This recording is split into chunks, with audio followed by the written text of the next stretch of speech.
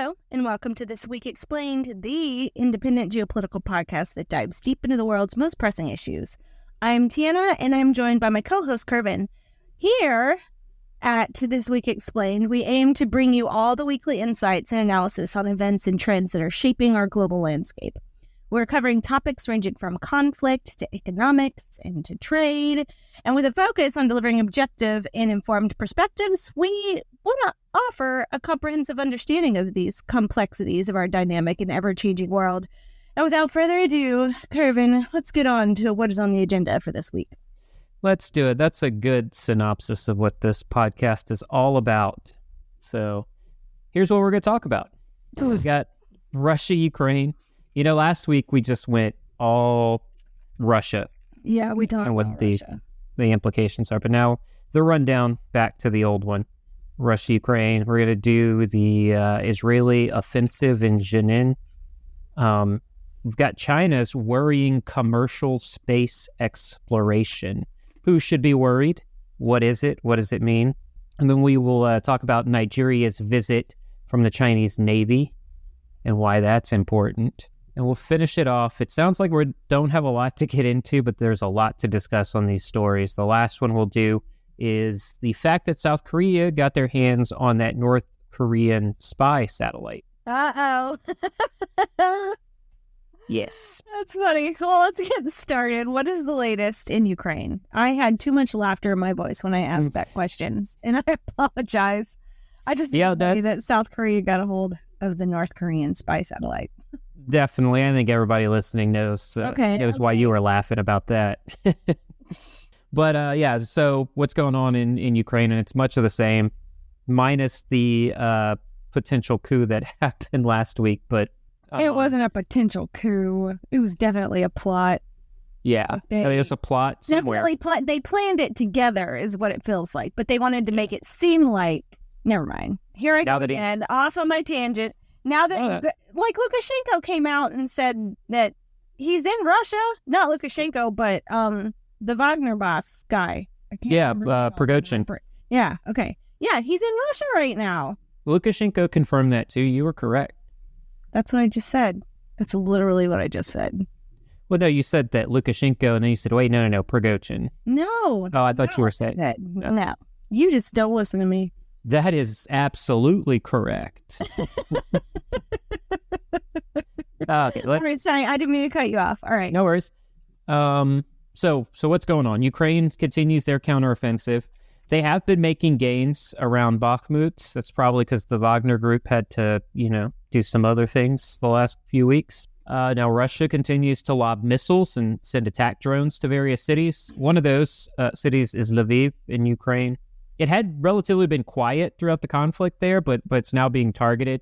And that city's very close to the border with Poland. So the people in Poland are quite concerned about what's going on. So what are the implications of the Ukrainian counteroffensives in the Bakhmut area? Yeah, the Ukrainian counteroffensive has quite a few implications. One, if it's successful, it could force Russia to withdraw from its positions in Donbass so that it can move over to the Bakhmut area. If the Ukrainian military is able to continue its momentum, it could force Russia to withdraw from some of the territory it has gained in the recent months. That was done by the Wagner group. That would be a significant setback for Russia, and it would give Ukraine a much-needed morale boost. But it could also lead to a follow-on with the Ukrainian military into Crimea, which would be a drastic change in the war. But if Ukraine is successful and they launch an offensive on Crimea, what do you expect the response from Russia to be? Yeah, so I wish I had a good answer for that. We don't know right now. So the prevailing theory, it's one of my theories, is that the use of nuclear weapons or a nuclear sabotage in Ukraine would then become very realistic. We're away from possibility to probability. As we've discussed before, Russia made changes to its nuclear deterrent policy, which allows Putin to use nuclear weapons in response to even a conventional strike targeting the Russian state. So that would include Crimea. I like how he changed it just so he's like, I can use these. You got to change with the times, Tiana. Yeah. Okay. Well, do you think that that's enough of a deterrent to Ukraine? And do you think they won't attack Crimea? They're not going to actually attack Crimea, right? I mean, I still think if Ukraine is successful in pushing back the Russian military, they're going to definitely consider, using those gains to try to then retake Crimea. The planning is there. They want to do it. Okay, so what about the Zaporizhia nuclear power plant? There was a lot of chatter about a possible attack on that plant. Do you know what is happening there? Is it a legitimate fear that either Russia or Ukraine would destroy that plant? I mean, the fear is legitimate. That's 100%.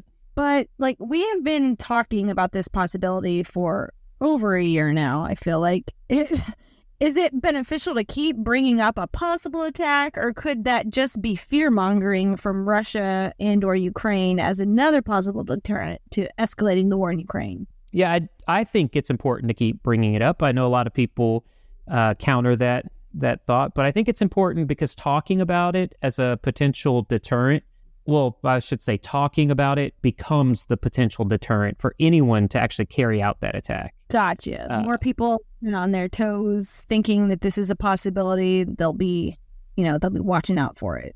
Yeah, it's what we said when we started talking about Russia's possible full-scale invasion of Ukraine.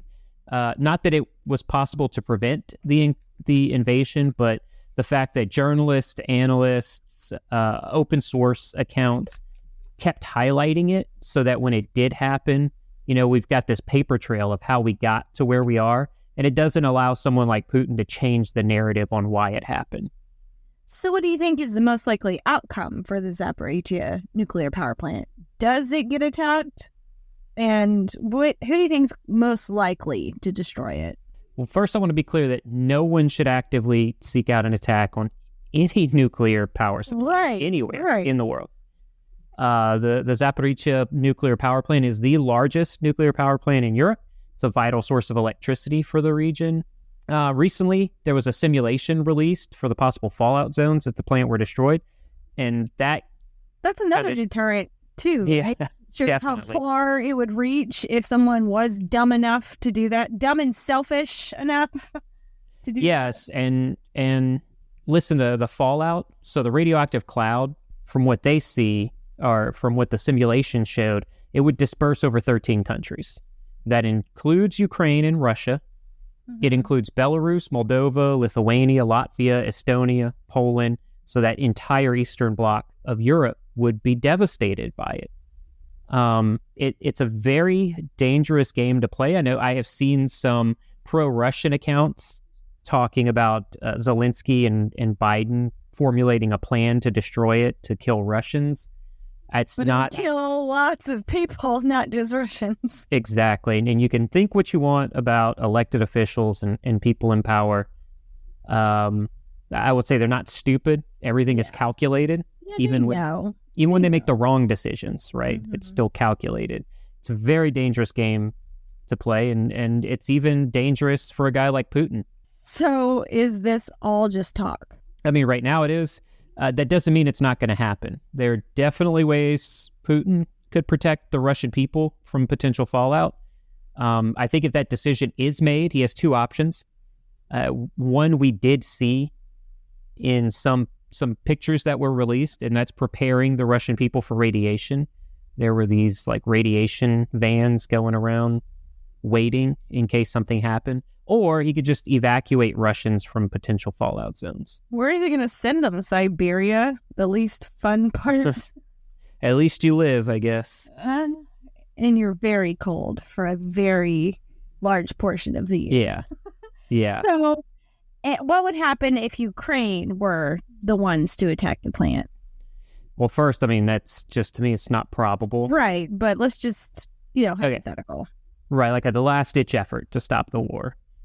If Ukraine begins to lose ground and an offensive in Kiev is successful, there could be a possibility that Ukraine does plan an attack on the plant just to stop the war effort, just to say, we're done, everybody get out, we're going to destroy this place so Russia can't have it. It's not smart. Warn it?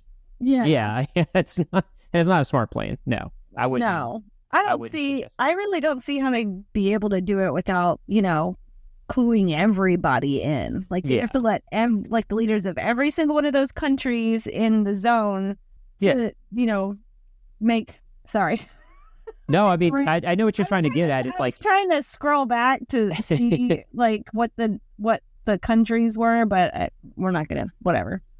I mean, you'd have to get in contact with all those nations, right? Then you'd see a massive movement of Ukrainian people to a different location. Yeah, and then Russia will be like, "Gee, I wonder what their plan is. Right. I wonder what they're gonna do. I have no idea. This is a surprise." So right now, it's just the rhetoric. It's like rhetoric on both sides, Ukraine and Russia. But it does have me a bit concerned because, if both sides are talking about it, that means someone is actually planning it. Somebody is. Or maybe it just means they're just trying to come up with plan A, plan B, plan C kind of thing. How did you become the optimist in this podcast? I don't want to fearmonger, That's true. That's enough nuclear talk for now. Okay. But you didn't see any of the news articles talking about how Russia jets got into another fight with American drones? You want to talk about that for a little bit? I've got the video and everything. Since we're talking about Russia, I figured now would be the time to mention it. You can talk about it. Give us a rundown, buddy. So I watched the video. It's a lot less dumb, I would say, than the last time it happened, where the planes were just clipped it. Yeah. So on this one, they actually just dropped out some parachutes in its way to kind of get it off track, to get the drone off track. Right. Nothing really came of it. It was just another aggressive action by Russia. More, slap the hands of the Russian military from the U.S. and say, hey, don't do that again, but they're going to do it again. Right. And we're not going to resolve any of this through this petty back and forth of let's your drones. It's like kids. Yeah. 100%. Dropping parachutes. Okay, well, let's get to the other big story of the week. And that is that the Israel offensive on the Jenin camp. Did I say that right? How do I say that? Jenin. I want to make sure I pronounce things as correctly as possible, but sometimes my brain won't let me do that. So what was the reasoning behind this operation, and where do the two sides stand right now? All right, let's do the quick answer first. So the two sides are where they have been always. So they're at odds. They've always been at odds from the beginning of time and on the brink of a major conflict. And that's with the support of Iran on the Palestinian side and then the U.S. on the Israeli side. Okay, so there hasn't been any change there. But why did Israel decide to carry out this operation? So they launched the operation because Jenin had become a militant stronghold and tensions had increased after several Palestinian attacks on Israelis. The Israeli military claimed that militants had been basing fighters within that densely populated area in the camp, or it includes an area within the refugee camp that is Jenin. It has a very long history of being a hotbed for militants with light weapons, and they do now have a growing arsenal of explosive devices. So what is the significance of the Jenin refugee camp? So the camp plays a significant role in this conflict because it holds historical and strategic importance. So back during the second Intifada in 2000, things got really bad between Israel and Palestine. It became a hotspot for suicide bombers who were at the forefront of this uprising against the Israelis. Then in April of 2002, Israeli forces carried out a raid on the camp as a part of a bigger effort to crack down on areas where Palestinians had limited self-rule. Now, right now, so that's the history of the camp. And then right now, Israel is getting really worried about the growing number of armed militants in the camp and how they're stockpiling weapons. They're claiming that the camp is being used as a base to plan and carry out militant attacks. They also believe that Hamas and Iranian-backed Islamic Jihad groups are funding these fighters in the camp. According to Israel, more than 50 shooting attacks since the start of 2023 have been linked to militants from the Jenin area. Almost half of the camp's population is said to have ties to either Hamas Or you just cannot I get know. that word today. It's so weird. Yeah, I talk about it all the time, and this is the time that it wants to be like this. But yeah, so like I said, almost half the camp's population is either Hamas or Islamic Jihad from Iran. So it's a tense situation. I needed to do it again for my own edification. Right. I am the same way. That's why I'm like trying to not say the name of the camp too much because I'm not clear on how to pronounce it. Because I've only seen it in articles, I've never heard anybody actually say the word. And, it's in my American brain, I'm trying to anglicize it as much as possible and phonetically pronounce it. I almost said letting your American get out. Letting my American out. Jenin. Jenin. Jenin. That's I almost said that too, but okay. Sorry. Once again, I cut you off. I apologize. No, I was just saying that it's just a very tense situation between both the Palestinians and the Israelis. Okay. Well, is the operation still ongoing? Well, no, the operation did come to an end. The Israeli military withdrew its troops from the refugee camp.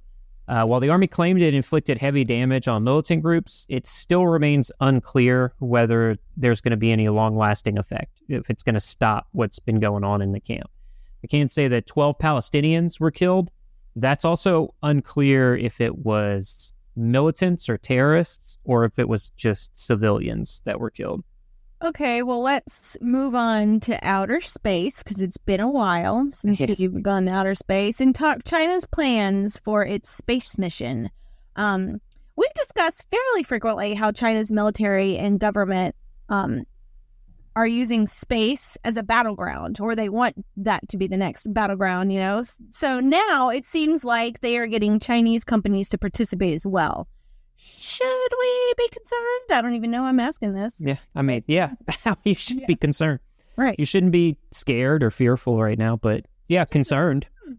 Everyone should be concerned about future conflict in space. That's to include Russian, Chinese, Iranian.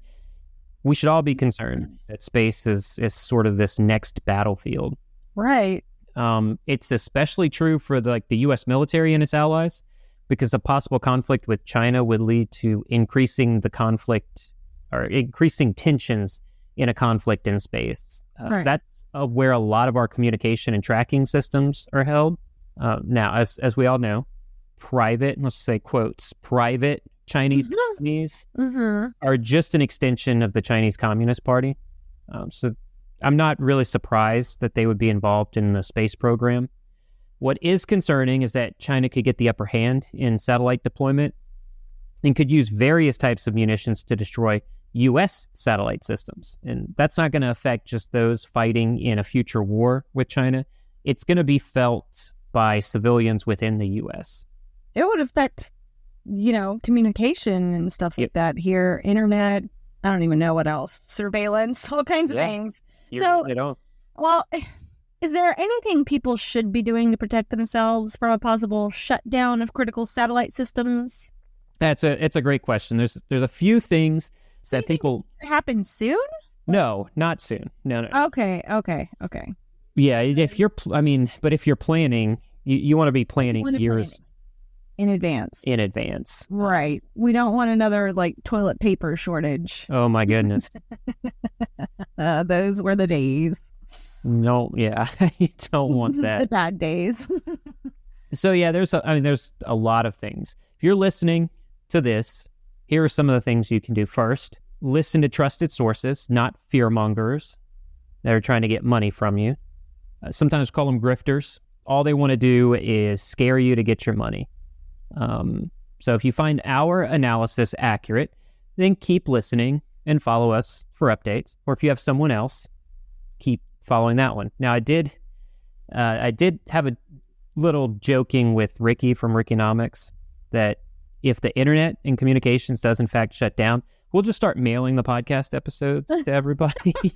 On tape. Yeah. Yeah, mixtape. No, I was thinking in an 8-track. Oh maybe. No, that's too far back. Let's just stick with tapes. Right? What did that girl call it? What Cassette. did she call it? Cassette. Cassette. The We'll do a cassette tape. We'll do a cassette tape. Oh, I only want. now we're done. We're done joking a little bit.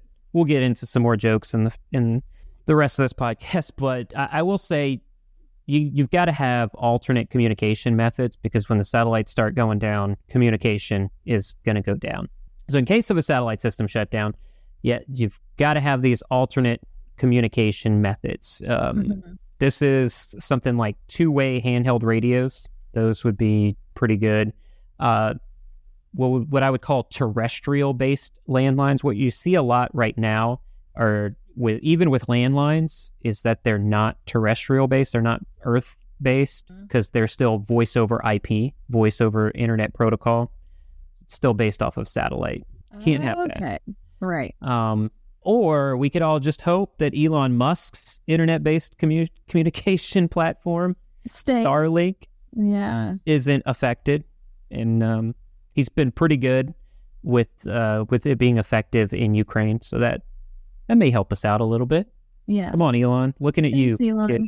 Stop screwing Twitter up and get to this. Also, I think people should stock up on essential supplies. That's going to be very good during a prolonged shutdown. Get those things. So that's food, water, medication is very important. Make sure you're always got your 90 days of medication. We always did that going on a deployment. We did up to 90 days after the deployment, just in case we were stuck there. Those are some of the necessary items to have. And as we always say, have multiple contingency plans. So prepare and practice those contingency plans, like, we did sometimes at Bragg. That's kind of fun, though. Yeah, if you remember Ryan and Misty. No, I do remember they would... Wait, what were you going to say about Ryan and Misty? Well, I was just saying that they were much better at practicing it. Yeah. Remember, we wake up at like 3 a.m., 0300, and they'd be outside running around. I don't know if they would be running around, but... Oh, Ryan was. Well, yeah. Yeah, okay. Well, anyways, I don't even know I went off on that tangent, but yeah, we used to practice contingency plans for different things that could have happened. All different scenarios. Yeah. We did, do the fire alarm thing. My parents used to do the fire alarm thing. They would hold a fire or a smoky candle underneath the smoke detector at various times throughout the night, and then we'd have to perform our fire safety stuff. Yeah, we do that in this house now, but that's just because I leave the candles lit while we're asleep. Yeah. So then at 2 a.m. the fire alarm goes off, and now we know what we would do in the case of that. Oh my gosh. Always be prepared. Always be prepared. I'll also say that we've become so reliant on GPS and navigation, me included. Oh, me for sure. So it's a best practice to get some maps, have them ready. Also, you can't just have the maps. Be sure you know how to understand the map as well, or be with somebody that does understand. But I would also say don't count on somebody else to do it. Always be prepared yourself. In saying all of this, I want to reiterate we're not there yet. It's not, you asked if we should be doing this. Yeah. It's years from now, but these are just practical steps to take. They're great for any future loss of communications during a storm, anything like that, or any sustained critical infrastructure attack. You were mentioning the two-way radio things. What were the phones that had that feature built in? Oh, it was Nextel, and then it went to Sprint. Yeah. Okay. I'm glad you remember that. But those phones that had the two-way already built into the phones, those saved us during Katrina. Yep. Yeah, Those phones didn't work at all. And obviously nothing worked. All the infrastructure was down. And so that's how we stayed in contact with a lot of people, were with those Nextel phones. Definitely. And I don't think they promoted them the right way. They were very geared towards construction zone contractors and stuff like that, to have your walkie-talkie or two-way radio. But in an emergency, like you said, during Katrina, the perfect time to have it. You could actually communicate with people. But anyways, so you're saying this is not the time to go full prepper mode? No, and not at all. You don't have to go full prepper to be prepared. If you like to do that kind of stuff, that's your personality. That's something you identify with. Do it. Go for it. It's a good hobby to have, but if you're not that way, you don't have to do that. You can protect yourself, your family, and your community by just making sure you have the essentials and you know your plan. Well, thank you for that clarification. Let's move on to the continent of Africa, where it seems like China is attempting to increase its influence, especially in the Western Sahel. So what is the update with the Chinese Navy and the government of Nigeria? They're besties now? Yeah, it looks that way. This week, the PLN, or the Chinese Navy, made a rare port visit to Lagos, Nigeria. That is the economic hub of Nigeria. It's also a port city.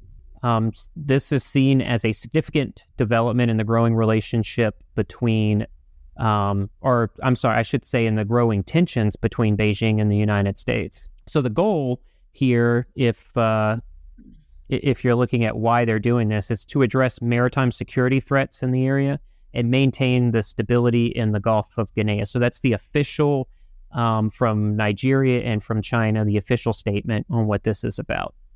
Is it Guinea? Gulf of Guinea, yeah. Is that really? Or not? I'm sorry, Guinea.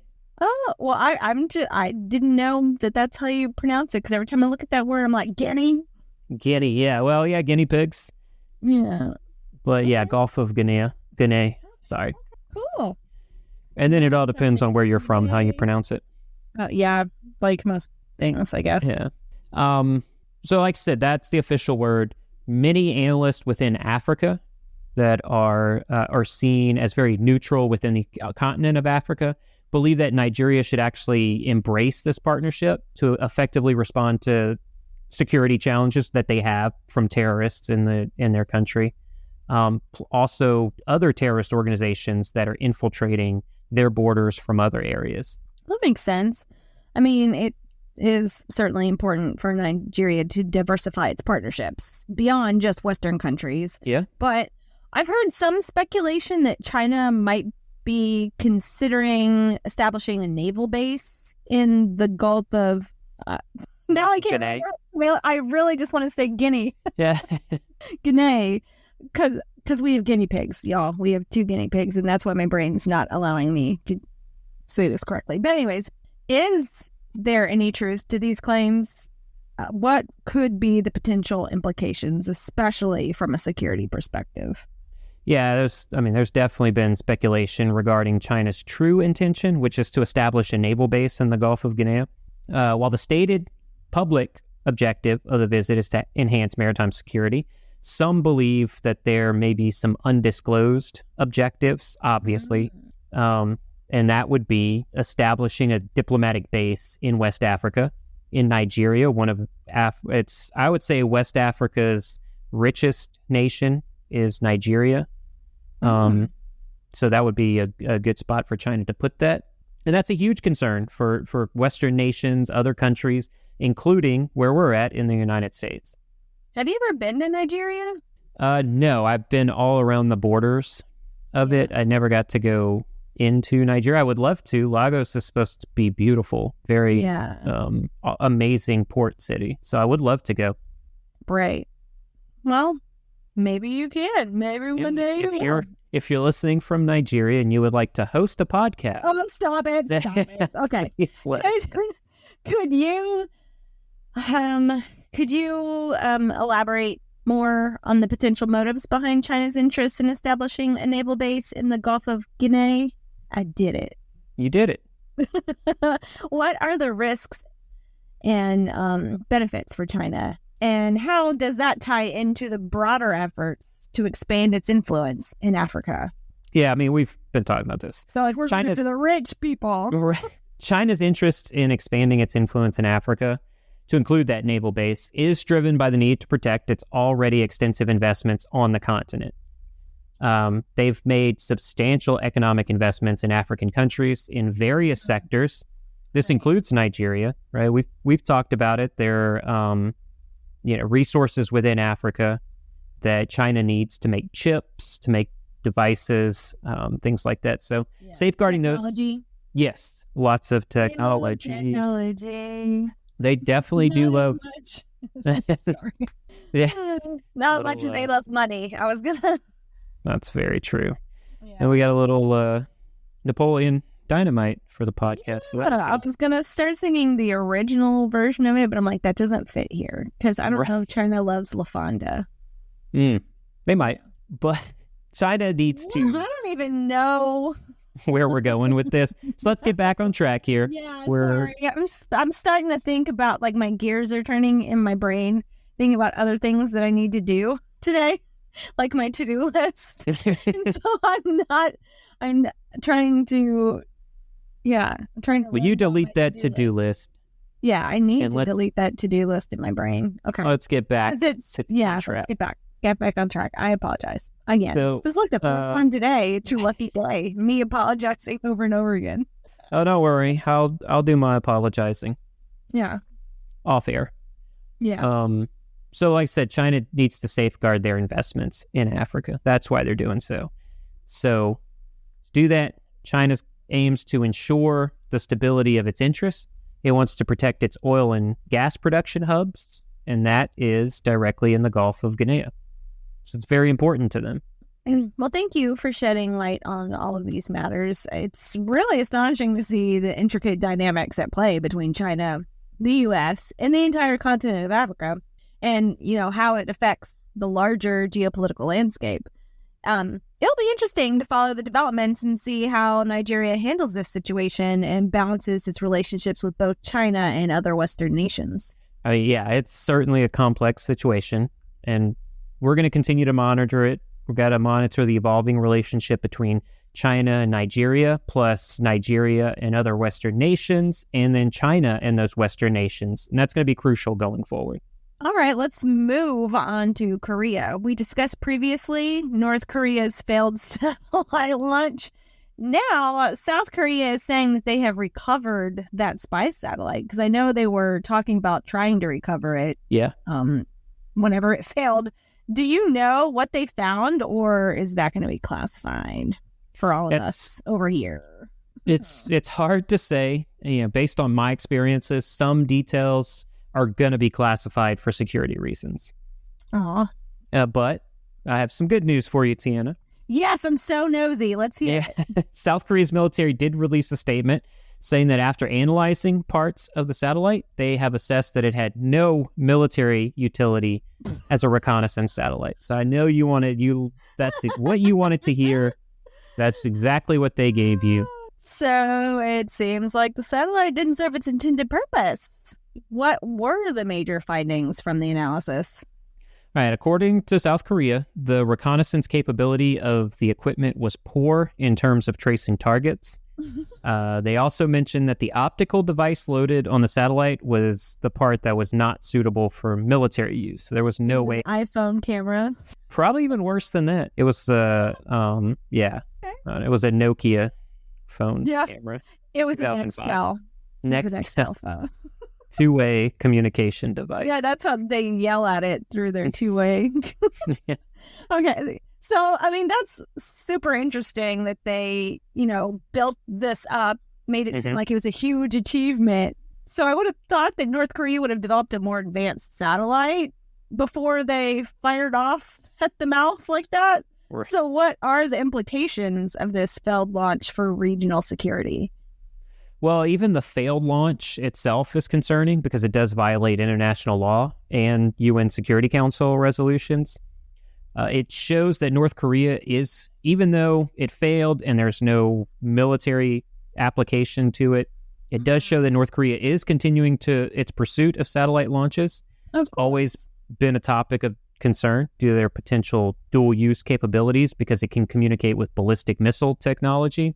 The fact that the satellite was found to have no meaningful military use does kind of alleviate some immediate security concerns, but it still showcases North Korea's ongoing efforts to enhance its capabilities, especially in this area. I'm sure that Kim Jong-un appreciates your positive spin on this failure. He's always calling me. He's always calling you. He's like, can you, Hook me up with some positive press, please. Kervin, what do you think about this? What do you think about this? That, no by one the way, calls it's not me true. about that. Yeah, no one impulsive. I mean, it's worrying to think about the potential capabilities North Korea could develop if they were successful in launching an effective military reconnaissance satellite. Do you think they will make another attempt in the future? Oh, for sure. Yeah. They're not one and done. No, they're not a one and done country. No. They've expressed their intention to develop military reconnaissance satellites. Recent upgrades to its satellite launch station indicate that they may be preparing for another attempt very soon, maybe by August, September timeframe. Oh, wow. Okay. The failure of this launch may prompt them to learn from their mistakes. That could be devastating for the international community because then they would make necessary improvements for a future launch. So it's something that we are going to be monitoring and everybody needs to monitor.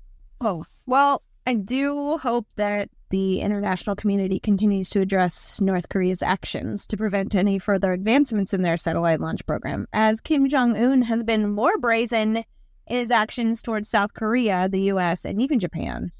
Absolutely.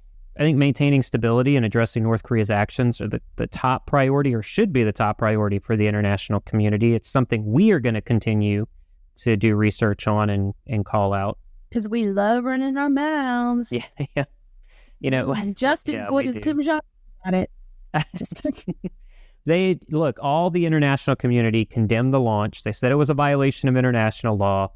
It's going to be crucial for all these geopolitical players to continue diplomatic efforts. Let's not get into a armed conflict, especially now with North Korea.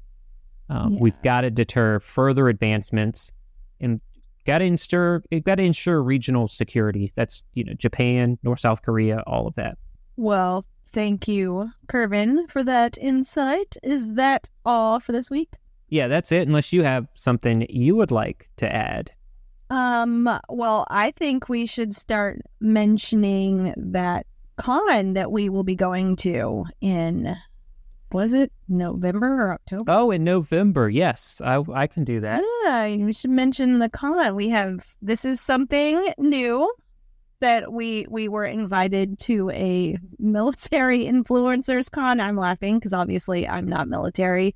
I'm just the tag-along. I'm the +1. No, so, okay. Well, I will stop you there because, let me start by saying it's the Military Influencers Conference. We were asked to attend.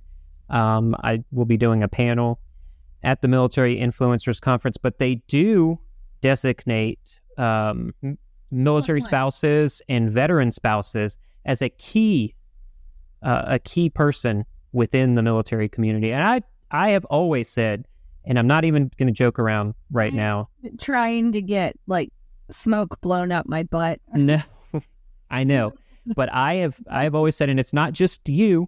I think that military spouses are the most important person within the circle of the veteran.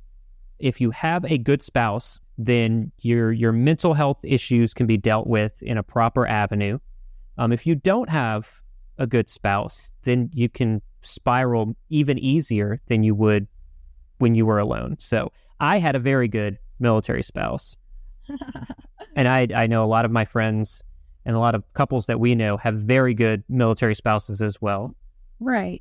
And so I really want to promote that. Well, I get that, baby, but we're supposed to be talking about the con. So let's talk about the con. We don't need to talk about how you think I played an integral part during things because, obviously I had to keep my crap together and raise our children.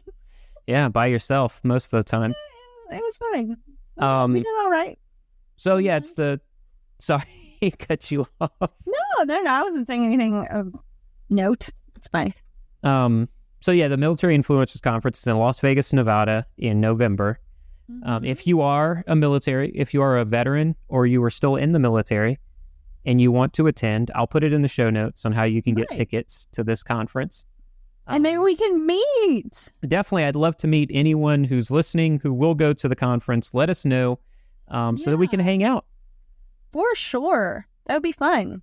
Just wanted to throw that in there. I figure we should start promoting that since it's coming up pretty soon. Definitely. And you get to go to Vegas 3 times this year. Are you super pumped? It'll be your third time.